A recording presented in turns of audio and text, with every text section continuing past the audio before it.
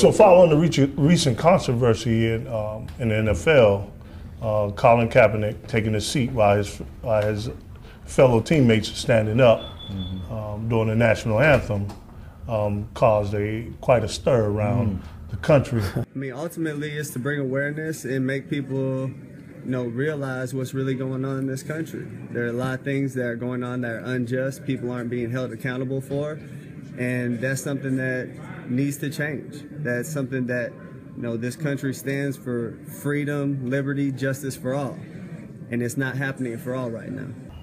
I think that he did address his teammates and explain sort of where he was coming from. I know that the league does not mandate that you stand.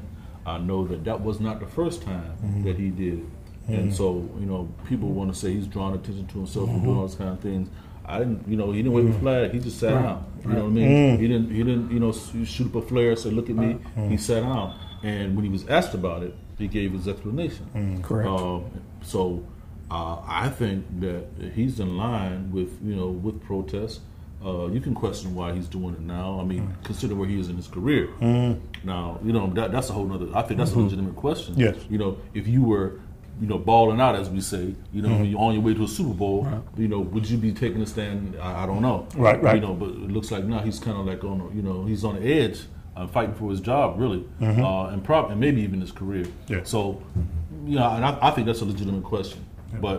But the other stuff, I don't see it. It's never the right time. And I think protest by its nature is going to get some people upset. That's why it's a protest. It's a protest.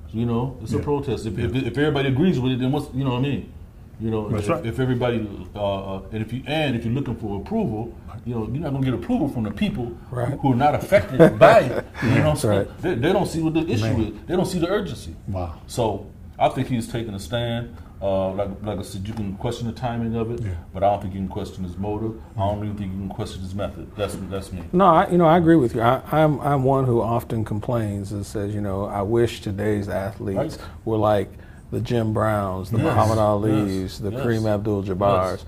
And so when one does take a stand by sitting down, to be as vile and mean-spirited as some people have been in their responses. I'm with you with what you said, that he did not draw attention to himself. That's right. He did not make some big pregame showing of, I'm going to take this stand and get the cameras on me. And, if we want to pretend like the Star-Spangled Banner and the flag is so sacred and so holy, whose eyes were looking at him that they were off the flag to begin with? If you want to be that, how did you know he wasn't standing if you wasn't paying attention? That's it. That's it. If that's what it's about. That's it. And trust me, not everybody that's standing down there on that sideline, even though they might be standing still, is in this sacred moment that we think that they ought to be in. Right. So I think too, though, that I think that in the moment, there are always issues. We talked recently about Muhammad Ali. You know what I mean? And everybody loves him now. Love him now. Everybody loves him now, but they hated him when he was standing up against the Vietnam War. Hated him. Yes. And so his method. Who does he think he is? That whole nine. But now we want to revise it afterwards. Everybody loved Martin Luther King now, but they didn't love him when he was marching. No. They didn't love him when he was making a stand. So history has a way of kind of sorting, changing the perception of these things. Wow. And people want to revise it and act as if they were always loved, and that's just not, and that's not the truth. Not the case at all. That's not the truth. So then, who's to say that a generation from now, somebody won't point to him and say, this guy took a stand. Yeah. And being young, man, I think it's absolutely great for a young man to do it. Myself personally, I wish a lot more of our older gentlemen with African American males would stand up and say, "Hey, enough is enough," But our young men are starting to stand up and say, "Hey, look, we see this. Right. We see this going on, man, and it's enough." Because he made a point yesterday on TV. He said, as I was watching, he said, "I've been blessed." And he said, "I've been blessed to play this game. I've been blessed to live in luxury." He said, "But this is important to me now. Right.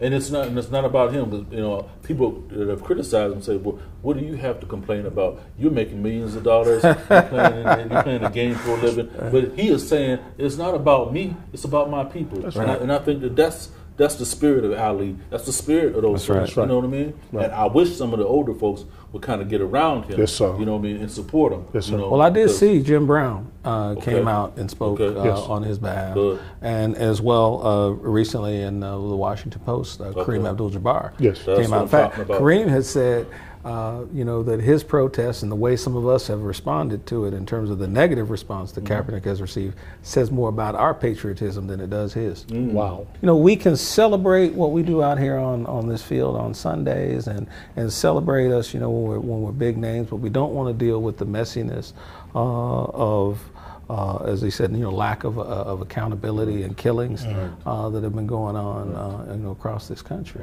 Right, and I think too that if you don't have a platform, nobody's listening to you, right? And then if you have a platform and you use it, they want you to just shut up and play ball. Right. That's right. You know what I mean? Just shut up and play ball. Your life is good. Shut up and play ball. That's that's the message that comes across loud and clear. Now there are some though who are saying, and I think it's a legitimate argument, even if I don't agree with it, that he's got to think about what's good for the team, and that this protest of his is taken away or has the potential to harm the team. Football's a team game. What do you think to that? I think he did talk to his teammates. Now I don't know if he asked for their approval or their understanding, or I'm not sure what the nature of that was, but he did address the team. Okay, that's number one. Number two is that this is it's a choice. For this to be an issue. You know what I mean? It's a choice.